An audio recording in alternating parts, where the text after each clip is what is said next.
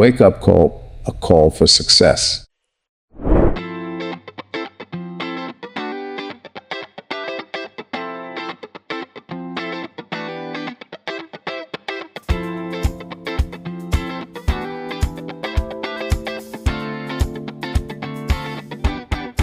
Hai Sobat Is, belakangan ini isu soal Bali yang katanya lagi sepi emang makin sering berseliweran.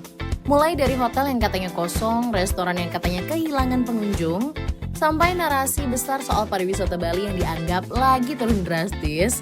Ya emang sih kalau cuma lihat potongan konten atau 1-2 sudut aja mungkin kesannya emang kayak gitu ya.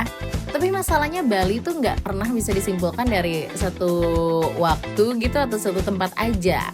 Faktanya ritme Bali emang berubah. Ada low season, ada high season, dan ada juga momen tenang serta ada momen chaos.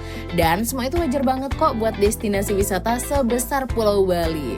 Yang sering kelewat adalah Bali bukan pulau mati yang harus selalu ramai 24 jam.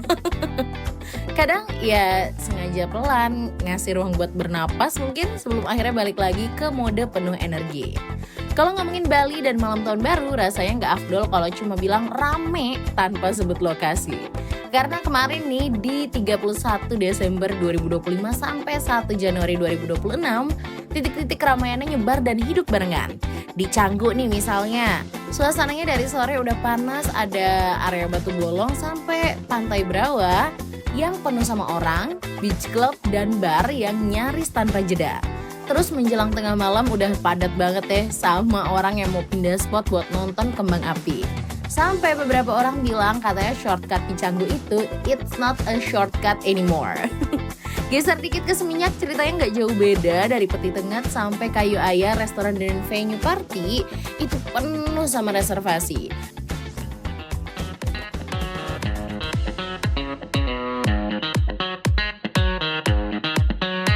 Musik dari berbagai tempat nyampur pokoknya jadi satu dan sepanjang jalan isinya orang jalan kaki, naik motor, atau cuma berdiri aja nunggu momen pergantian tahun. Sementara itu di Kuta dan Legian vibes-nya lebih ke pesta massal ya. Pantai Kuta dipenuhi orang dari berbagai daerah dan negara. Countdown rame, terus ada kembang api yang nyala hampir tanpa jeda dan suasananya benar-benar chaos tapi seru banget. Jalanan sempat macet total karena lautan manusia yang turun ke pantai buat ngerayain bareng-bareng.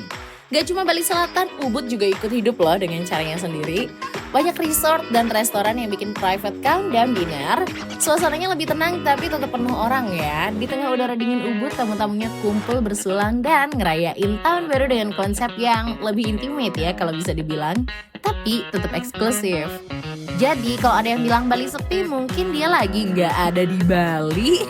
Atau mungkin dia di Bali tapi di lokasi yang nggak tepat mungkin. Atau datang di waktu yang salah. Karena di malam tahun baru kemarin dari Canggu, Seminyak, Kuta sampai Ubud, Bali itu jelas-jelas nunjukin ya rame banget.